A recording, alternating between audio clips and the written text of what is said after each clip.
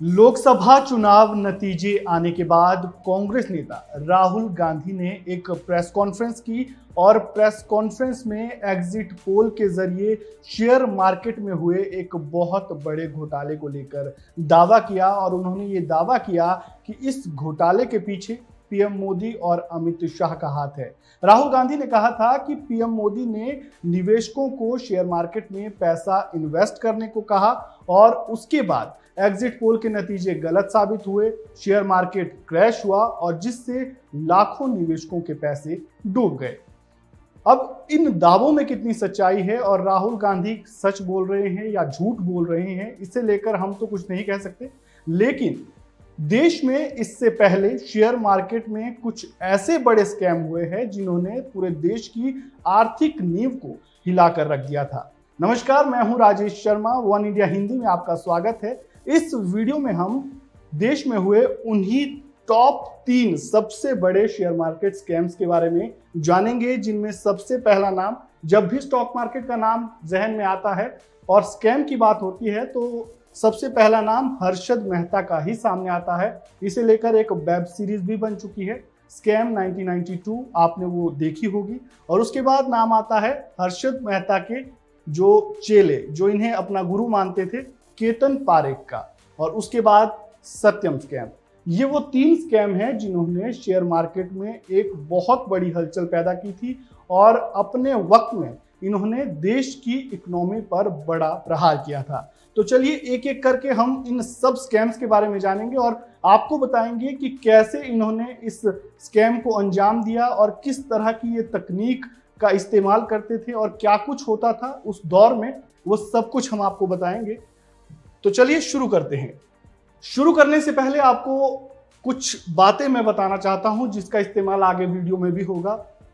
सबसे पहले हम इन्वेस्टर के बारे में जान लेते हैं। जब भी स्टॉक मार्केट की बात होती है तो उसमें इन्वेस्ट जो करता है उसे इन्वेस्टर कहते हैं। तो 2 तरह के इन्वेस्टर होते हैं, एक होता है रिटेल इन्वेस्टर और एक होता है इंस्टीट्यूशनल इन्वेस्टर। रिटेल इन्वेस्टर वो होता है जो सिर्फ अपने लिए इन्वेस्ट करता है, जैसे मैं और आप लोग हो गए। और इंस्टीट्यूशनल इन्वेस्टर वो होता है जो अपने कंपनी के प्रॉफिट के लिए अपने कंपनी में इन्वेस्ट करता है, वो हो गया इंस्टीट्यूशनल इन्वेस्टर। इसके बाद जो दूसरी टर्म है वो है पंप एंड डंप। ये वो टेक्निक होती है जिसके, ये एक फ्रॉड टेक्निक है जिसके जरिए जो है फेक तरीके से जो शेयर मार्केट में स्टॉक प्राइस जो है ऊपर नीचे किए जाते हैं और इस तकनीक के जरिए लोगों को गलत इंफॉर्मेशन प्रोवाइड करवाई जाती है। स्टॉक मार्केट का जो प्राइस है, शेयर का जो प्राइस है, उसे बढ़ाया जाता है और अचानक जैसे ही निवेशक का रुझान उस तरफ बढ़ता है तो जो ब्रोकर होता है वो उसे अपने जो बेनिफिट है उसे कमा लेता है और उसके बाद जो निवेशक का पैसा है वो डूब जाता है। तो उसे पंप एंड डंप टेक्निक कहते हैं। इसके बाद जो तीसरा इसमें टर्म आती है वो है सर्कुलर ट्रेड।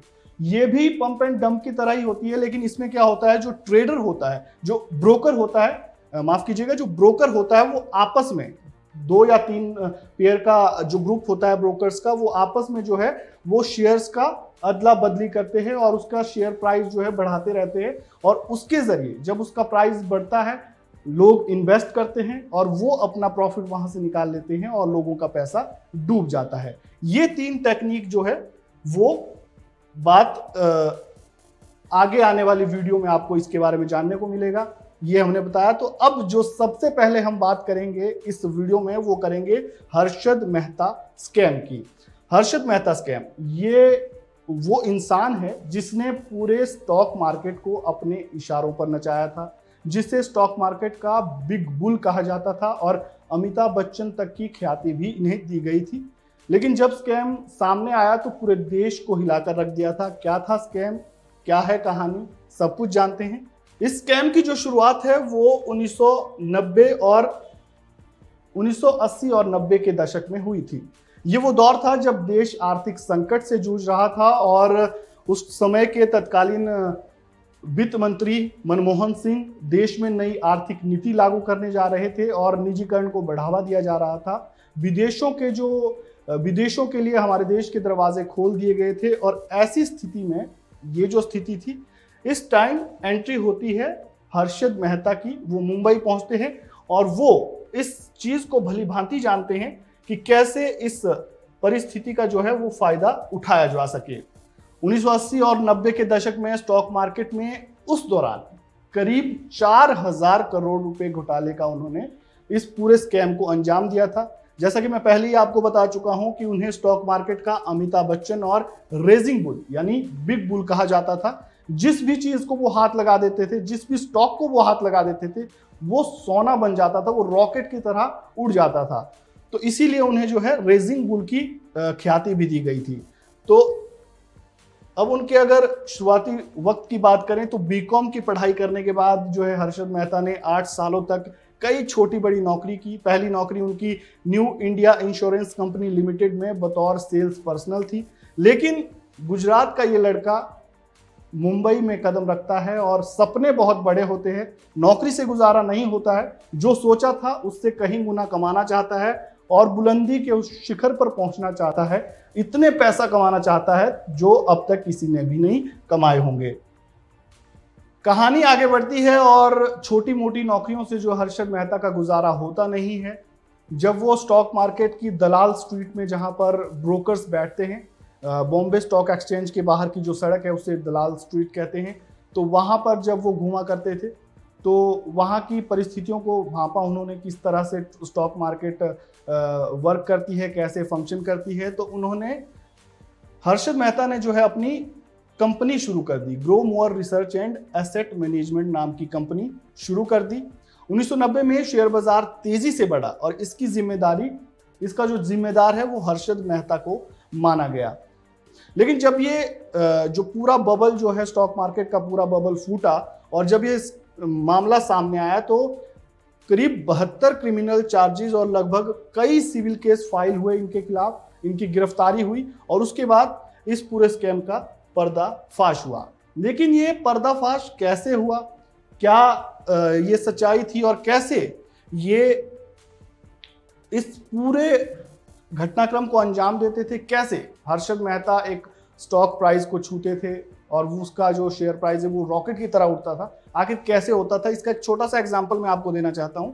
ये एसीसी का स्टॉक प्राइस है। उस समय हर्षद मेहता ने सबसे पहला, जब हर्षद मेहता चर्चाओं में आए और उनका नाम लोगों ने लिया, जुबान पर आने लगा, तो हर्षद मेहता ने उस समय एसीसी का स्टॉक प्राइस जो कि उस समय 200 रुपए का था, तो वो उन्होंने खरीदा, उस पर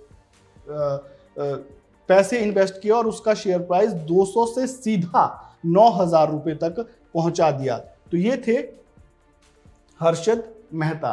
तो हर्षद मेहता करते क्या थे? हर्षद मेहता गवर्नमेंट बॉन्ड लेते थे और गवर्नमेंट बॉन्ड के जरिए जो पूरी हेराफेरी करते थे। अब गवर्नमेंट बॉन्ड क्या होता है? गवर्नमेंट बॉन्ड वो होते हैं जो किसी बैंक, एक बैंक जो है किसी दूसरे बैंक को देती है। हर्षद मेहता जो बैंकिंग सिस्टम का हमारा लूप होल था उसे जान गए थे और इसी के तहत उन्होंने इस पूरे जो स्कैम को अंजाम दिया।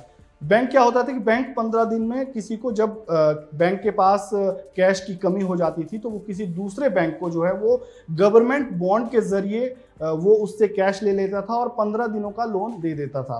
15 दिनों का लोन कभी भी किसी को नहीं दिया जाता।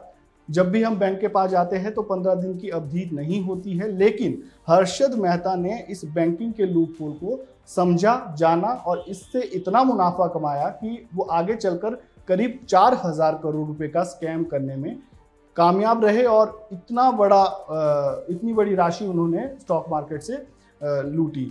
तो गवर्नमेंट बॉन्ड के जरिए वो क्या करते थे? गवर्नमेंट बॉन्ड के जरिए उन्होंने बैंक से सांठगांठ की थी। पहले छोटे बैंकों के पास गए और उनके पास फ्रॉड गवर्नमेंट बॉन्ड ले लेते थे और वो जो 15 दिनों का टाइम पीरियड होता था उसमें वो पैसा स्टॉक मार्केट में इन्वेस्ट करते थे और स्टॉक मार्केट से मुनाफा कमाकर वापिस वो पैसा बैंक को दे देते थे। तो इसी तरह से पहले छोटे बैंकों को उसने टारगेट किया और उसके बाद जाकर आगे जो है वो बड़े बैंक जैसे, जिसमें एसबीआई भी शामिल है।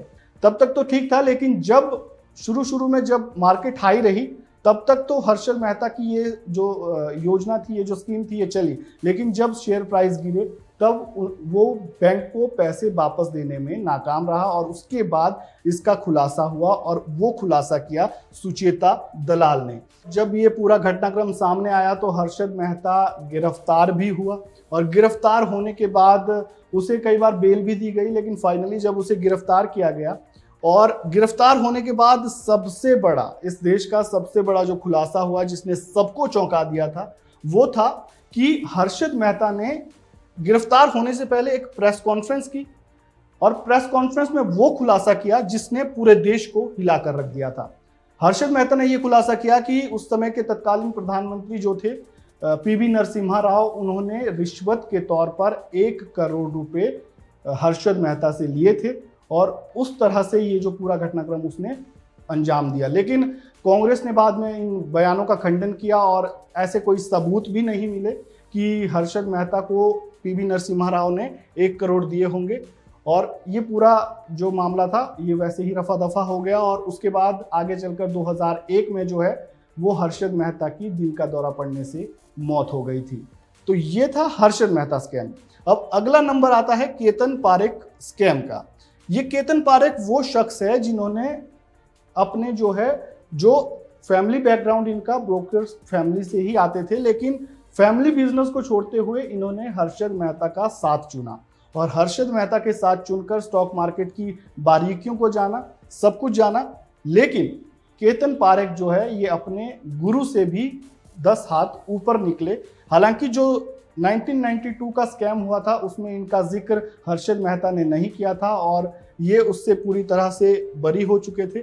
लेकिन जो आगे चलकर केतन पारेख ने जो किया वो बहुत ही शॉकिंग था। केतन पारेख के बारे में थोड़ा जान लेते हैं, स्कैम क्या है और क्या उन्होंने किया था इसके बारे में थोड़ा जान लेते हैं। तो केतन पेशे से चार्टेड अकाउंटेंट थे और ब्रोकरेज फैमिली से आते थे। केतन ने 1999 और 2000 के दौरान .com बूम के साथ खेल की शुरुआत की थी। केतन ने शेयर मार्केट और बैंकों से की थी 40,000 करोड़ की लूट। केतन को ये वो दौर था जब आईटी सेक्टर बूम कर रहा था। केतन इस बात को भांप गए थे और केतन को ये लगता था कि वो इससे पैसा कमा सकते हैं क्योंकि उन्होंने स्टॉक मार्केट की बारीकियां जानी थी। अब हमने पहले कुछ बातें आपको बताई थी, वो भी आगे बताएंगे। तो वो क्या करते थे कि कंपनियों के प्रमोटरों के साथ सांठ-गांठ करके शेयरों की कीमत बढ़ा देता था। आईटी, टेलीकॉम और एंटरटेनमेंट जैसे सेक्टर इसमें शामिल थे। 2001 में स्टॉक मार्केट क्रैश होने के बाद, जब 2001 में स्टॉक मार्केट क्रैश हुआ उसके बाद जो है केतन का स्कैम सबके सामने आ गया था और जो कंपनी जिसको प्रॉफिट देता था, केतन जिन कंपनियों में पैसा लगाता था, जिन कंपनियों के थ्रू वो इन्वेस्टमेंट करता था, उन्हें K10 के नाम से जाना जाता था। ये वो लिस्ट है उन कंपनियों की। तो इनमें वो पैसा लगाता था और उसी तरीके से स्टॉक के प्राइस में हेरा फेरी करके वो अपना जो है स्कैम को अंजाम देता था और वो इस टेक्निक का इस्तेमाल करता था, पंप एंड डंप। तेजी से शेयर प्राइस बढ़ा देता था और जैसे ही शेयर प्राइस बढ़ता था वैसे ही वो अपना प्रॉफिट बुक कर लेता था और उसके बाद जो निवेशकों का पैसा डूब जाता था। तो इसे पंप एंड डंप टेक्निक कहते थे। और दूसरी जो टेक्निक केतन पारेख यूज करता था वो था सर्कुलर ट्रेड। वो अपने ही ब्रोकर साथियों के साथ मिलकर 3 से 4 का ग्रुप बनाकर वो आपस में ही जो है शेयरों की ट्रेडिंग किया करते थे और उसके बाद जब शेयर प्राइस बढ़ता था तो अपना प्रॉफिट बुक करते थे और वहां से पैसा निकाल लेते थे और निवेशकों का पैसा जो है डूब जाता था। तो ये भी सर्कुलर ट्रेडिंग के जरिए वो इस पूरे चीज को अंजाम देता था। और एक बात जो मैंने आपको पहले बताई थी वो ये थी कि 2 तरह के इन्वेस्टर होते हैं, एक होता है रिटेल इन्वेस्टर और दूसरा होता है इंस्टीट्यूशनल इन्वेस्टर। जो हर्षद मेहता था वो रिटेल इन्वेस्टर को अपना टारगेट बनाता था और जो केतन पारेख थे वो जो है इंस्टीट्यूशनल इन्वेस्टर को अपना टारगेट बनाते थे। इन्होंने कंपनियों के थ्रू इस पूरे घटनाक्रम को अंजाम दिया और लगभग 40,000 करोड़ रुपए का जो है स्कैम किया। तो ये था केतन पारेख स्कैम। इसके बाद नाम आता है सत्यम स्कैम का। सत्यम स्कैम के बारे में अगर जान ले तो केतन पारेख और हर्षद मेहता के बाद देश के स्टॉक मार्केट में सबसे जो बड़ा स्कैम है वो ये स्कैम है। तो अगर इसके बारे में बात करें तो सत्यम स्कैम जो है वो देश का अब तक का सबसे बड़ा ऑडिट फ्रॉड है। रामालिंगम राजू ने सत्यम कंप्यूटर की स्थापना की थी। जो फोटो आपने पहले देखी वो रामालिंगम राजू थे, जो सत्यम कंप्यूटर के संस्थापक थे। उन्होंने अपने भाई के साथ मिलकर 1987 में इसकी स्थापना की थी और 1992 में ये पब्लिक लिमिटेड कंपनी में तब्दील हुई और बीएसई में लिस्ट हुई। 2001 में ये न्यूयॉर्क स्टॉक एक्सचेंज NYSE में लिस्ट हो चुकी थी और 2003 से 2008 तक कंपनी के शेयर प्राइस जो है 300% तक बढ़ गए थे। कंपनी का नेटवर्थ लगभग $2.1 बिलियन तक पहुंच चुका था। यह सब कुछ अच्छा चल रहा था, लेकिन कहते हैं जब लालच बढ़ता है तो वो बड़े बड़े दिमागों को जो है गलत राह पर लेने में पीछे नहीं हटता है। तो उसके बाद ये वो दौर था जब रियल एस्टेट सेक्टर बूम कर रहा था। तो इसी मौके का फायदा उठाते हुए राजू ने जो है देश के अलग अलग हिस्सों में प्रॉपर्टीज लेना और खरीदना शुरू कर दिया। सत्यम कंप्यूटर्स में ज्यादा प्रॉफिट दिखाकर स्टॉक की वो हेराफेरी करते थे और जो उससे पैसे बचते थे वो बैंक से लोन लेते थे और जो लोन लेते थे उन बैंकों से जो कुछ शेयर गिरवी रखकर बैंक से पैसे ले लेते थे और उन पैसों से जो है फैमिली, दोस्त, यहां तक कि अपने नौकरों के नाम पर भी उन्होंने प्रॉपर्टी खरीद ली थी। और इस पूरे स्कैम से उन्होंने 6 करोड़ निवेशकों के करीब, यानी कि सत्यम कंप्यूटर्स के थ्रू जो है उन्होंने 6 करोड़ निवेशकों के करीब 7,800 करोड़ रुपए का घोटाला किया था। तो ये थे देश के 3 वो बड़े स्कैम जिन्होंने शेयर मार्केट के साथ साथ पूरे देश को हिला दिया था, जिसमें सबसे पहला नाम था हर्षद मेहता का, फिर नाम था केतन पारेख का, फिर नाम था सत्यम कंप्यूटर्स का, यानी रामालिंगम राजू का। आई होप आपको जानकारी अच्छी लगी होगी। हमने एक पूरी बारीकी से जो छोटी टर्म्स है उनका भी इस्तेमाल किया था कि ताकि आपको अच्छे से समझ आ सके। और इस वीडियो में फिलहाल इतना ही। आपको जानकारी कैसी लगी कमेंट बॉक्स में अपनी राय जरूर दें। वीडियो को लाइक करें, शेयर करें, चैनल को सब्सक्राइब करें और खबरों से जुड़े ताज़ा अपडेट के लिए बेल आइकन को दबाना बिल्कुल ना भूलें। धन्यवाद।